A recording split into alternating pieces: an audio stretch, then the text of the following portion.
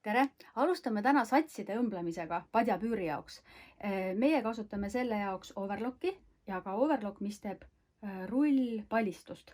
Ja mis tähendab rullpalistus?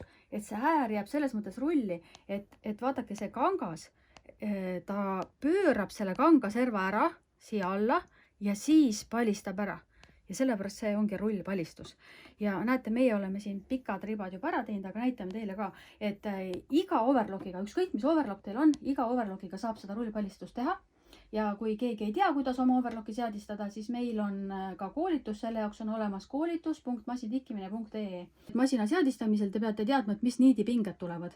Aga meil muidugi on selline masin praegu, millel ei pea ühtegi niidipinget seadistama, sest tal neid ei olegi, et see lihtsalt on natuke uuema tehnoloogia masin. Aga ma tahan öelda, iga vana masinaga saab täpselt samamoodi. Aga siis ei olegi midagi muud, et kõige tähtsam, kui te satsisid seda rullipalistust teete, kõige tähtsam on see, et paar millimeetrit laske alati ära lõigata. Et kui overlock lõikab seda kangast, siis see serv jääb nagu hästi korrektne, ta ei hakka kunagi narmendama ja mis kõige lahedam, mis on, et kogu see serv, et ta ei raiska ka kangast, et see tulemus jääbki, et ta on siuke 1 või 2 millimeetrit maksimum. See on väga peenike ja väga korrektne ja tugev jääb.